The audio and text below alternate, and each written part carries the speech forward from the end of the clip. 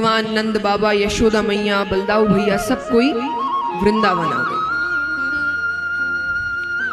कल हमने भगवान के गोवर्धन लीला के दर्शन किए। गोवर्धन लीला एक रहस्यमय लीला है। रहस्यमय लीला क्यों? कि गोवर्धन लीला के बाद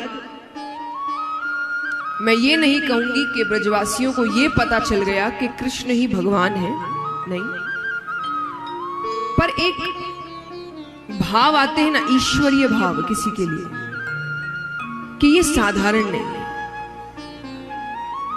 भगवान है ये नहीं पता चला, पर साधारण नहीं है, इसमें कुछ है, कोई शक्ति है, कुछ अंश है, ये कोई अलग बात है इसमें।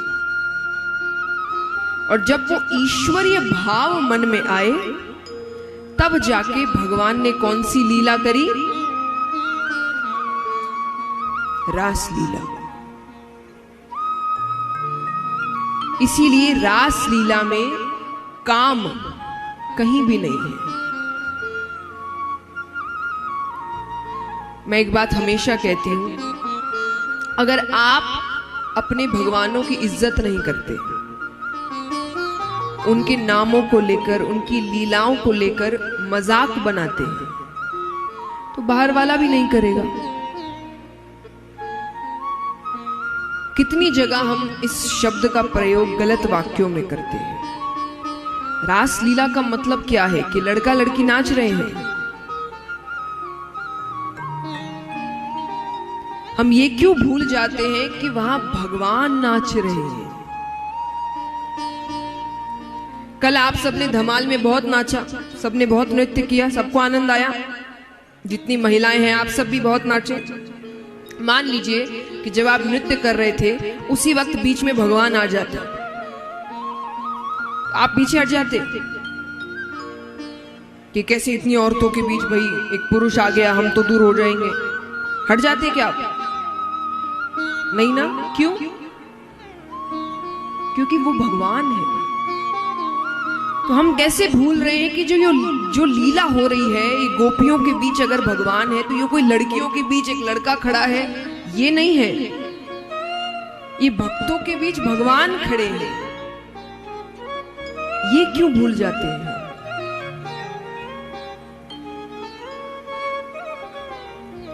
ये ब्रह्म और जीव का मिलन है इस लीला में। और गोपियां कौन थी? कितनों को पता है गोपियां असल में कौन थी?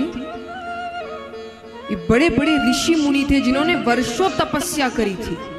उनकी तपस्या का फल था कि भगवान उनको इतने अच्छे रूप में प्रकट हुए थे। उन्होंने इतना तप किया था कि भगवान ने कहा था कि इनके लिए एक झलक का दर्शन ये काफी नहीं होगा, तो भगवान ने उनको गोपियों का रूप दिया था। और जिस प्रकार से गोपियों ने भगवान को प्राप्त किया है, शायद ही किसी ने किया है। तो ये उनकी भक्ति का, उनके तप का असर था कि उनको भगवान इस रूप में मिले थे।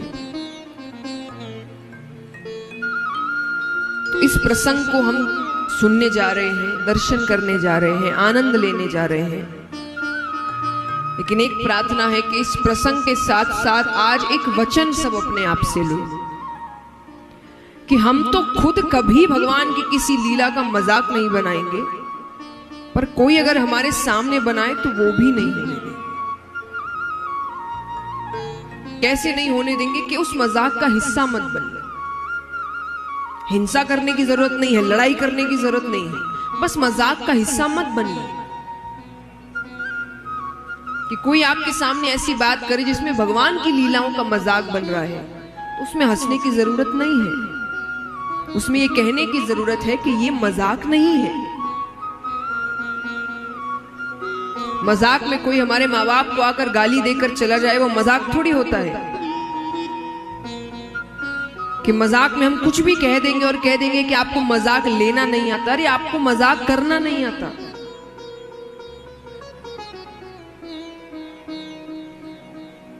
मजाक करने में और किसी को तकलीफ पहुंचाने में, इस दोनों में एक बीच में बहुत पतली लाइन होती है।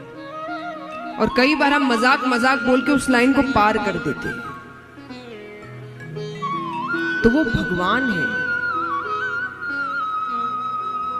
तो इतना तो हमें ही समझना है कि अगर हम ही इज्जत नहीं करेंगे तो कोई और इज्जत कहां से करेगा। हम ही दिन भर मजाक उड़ाते रहते हैं, इन शब्दों का प्रयोग अपने ही वाक्यों में करते रहते हैं। तो इस बात का ध्यान रखिए। और अच्छे से साबित करने को सुखदेव जी यहां बताते हैं कि जब रास लीला आरंभ होने वाली थी तब वहां पर कामदेव आते हैं। कौन आते हैं? तो भगवान ने उन्हें देखा। भगवान कहते कि तुम यहां कैसे? उसने कहा मुझे आपसे युद्ध करना है। युद्ध माने कामदेव से युद्ध कैसे होगा कि कामदेव अपने बाण चलाएंगे, अगर भगवान काम में पड़ गए तो कामदेव जीत गया, और भगवान अगर काम में नहीं पड़े तो भगवान जीत गए। तो वो कहता है कि मुझे आपसे युद्ध करना है। भगवान कहते महादेव जी ने तुम्हें भस्म किया था, भूल गए क्या? अरे बोले वो तो मेरी गलती थी, मैं ऐसे के पास गया जो दिन भर समाधि में बैठता है। तो बोले कोशिश तो तुमने राम अवतार में भी की थी। बोले उस वक्त आप मर्यादा में थे, मर्यादा पुरुषोत्तम है। मैं एक बात और कहती हूँ, श्री राम को लेकर जो बातें उठाते ये नहीं किया। श्री राम मर्यादित थे, यानी जो मर्यादा है उसी के हिसाब से चलेंगे। श्री कृष्ण अलग है, कहते ना कि रूल्स के हिसाब से चलना पड़ता है। वो श्री राम थे और कृष्ण ने अपने आप रूल्स बनाए हैं। भगवान ने दो रूप लिया है कि अगर कोई मर्यादा में रहकर जीवन में आगे बढ़ने जाता है तो उसको श्री राम को देखना चाहिए। अगर कोई रूल्स के हिसाब से नहीं चलना चाहता तो उसे, लेकिन दोनों में ही दोनों ने धर्म के लिए काम किया था, अधर्म का साथ नहीं दिया था। तो इसीलिए श्री राम मर्यादा पुरुषोत्तम है। उनको मर्यादा में रहकर ही करना था जो करना था, वो उससे बाहर नहीं जा सकते थे। तो यहां पर कामदेव कहे कि आप उस वक्त मर्यादा में थे,